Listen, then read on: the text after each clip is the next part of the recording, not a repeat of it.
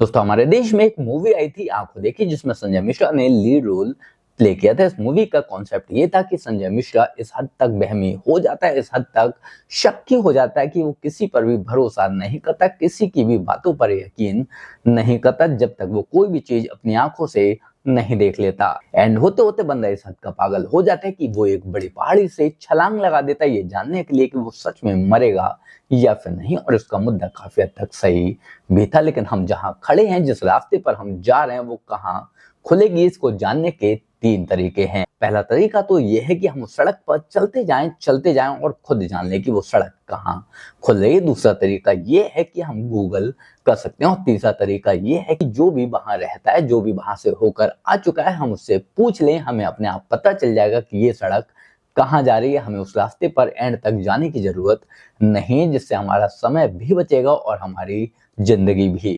हिंदू से नफरत ये कुरान नहीं कहता, भारत की मस्जिदें तोड़ो ये श्री राम नहीं कहता। किसी को लगता है हिंदू खतरे में है और किसी को लगता है मुसलमान खतरे में है। धर्म का चश्मा उतार के देखो दोस्तों, हमारा हिंदुस्तान खतरे में है। 2-2.5 साल से हम लोग रिलेशनशिप में हैं।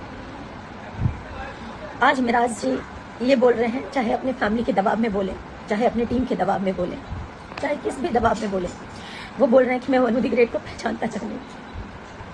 मेरे पास सारे एविडेंस हैं, मैं नहीं दिखाना चाहती थी, सब नहीं करना चाहती थी, मैं मजबूर होकर अभी लाइव आई हूँ।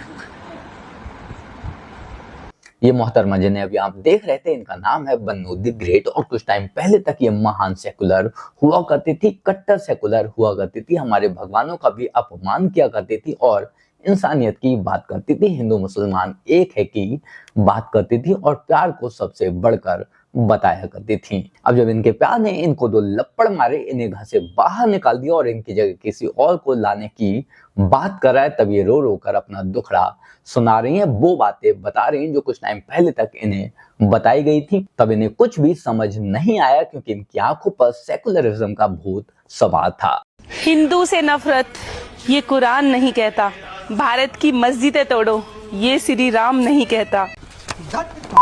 2024 तक ये मोहतरमा सेकुलरिज्म का झंडा उठाए घूम रही थी और आज के डेट में रो रो कर अपना हाल बता रही हैं। तब ये बड़े चाव से एनिवर्सरी मनाया करती थी, तब ये बड़े चाव से बर्थडे मनाया करती थी और उसके हाथ से केक खाया करती थी। तब इन्होंने किसी को भी नहीं पूछा, तब इन्होंने किसी की भी नहीं सुनी और आज उम्मीद कर रहे हैं कि इनकी बात कोई और सुन लेगा। अगर मुझे कुछ हो जाता है, अगर मैं पूरा प्रयास कर रही हूँ, मैं मरना नहीं चाहती। I'm not interested यार, मुझे सुनना ही नहीं है। अभी देखो, बहुत सारे लोग बोलेंगे कि देर से ही सही पर किसी लड़की की अगर आंखें खुल गई तो हमें उसका मजाक नहीं उड़ाना चाहिए, हमें उसके साथ में खड़ा रहना चाहिए, हमें उसकी हक की बात करनी चाहिए। पर ऐसा नहीं है कि इसको जगाया नहीं गया था, ऐसा नहीं है कि इसको समझाया नहीं गया था, ऐसा नहीं है कि इसे इससे अवगत नहीं कराया गया था। तब जिसने भी इसकी मदद करने की कोशिश की थी, इसने उसका मजाक बनाया था, इसने उसको अपमानित किया था और आज ये खुद अपमानित हो रही है। तो उम्मीद कर रहे हैं कि हम लोग इसके समर्थन में आ जाएं, हम लोग इसकी मदद करें। लोग बोलते थे कि ये जिहादी है, मुसलमान है, ये कभी सच्चा नहीं है, आपको एक ना एक दिन छोड़ेगा। मैं नहीं मानती हूँ, कभी नहीं मानती थी, आज भी नहीं मानती हूँ कि हिंदू मुसलमान कुछ होता है।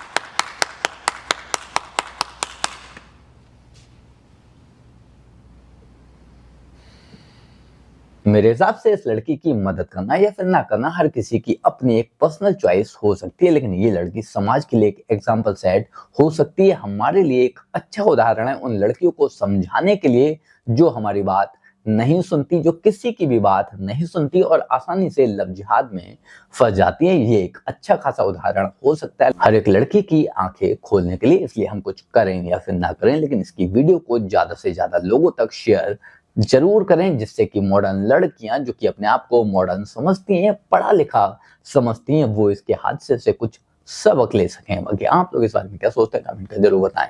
जल्द मिलते हैं किसी नए वीडियो में नए टॉपिक के साथ। तब तक गुड बाय, नमस्कार, जय हिंद। और मुझे कुछ भी होता है उसका जिम्मेदार मनी मिराज की पूरी टीम और उनके माता पिता होंगे, और मेरे लिए नहीं, उन सभी लड़कियों के लिए जो मेरी तरह शिकार हो जाती हैं, उनके इंसाफ के लिए आप लोग ज़रूर आवाज़ उठाना।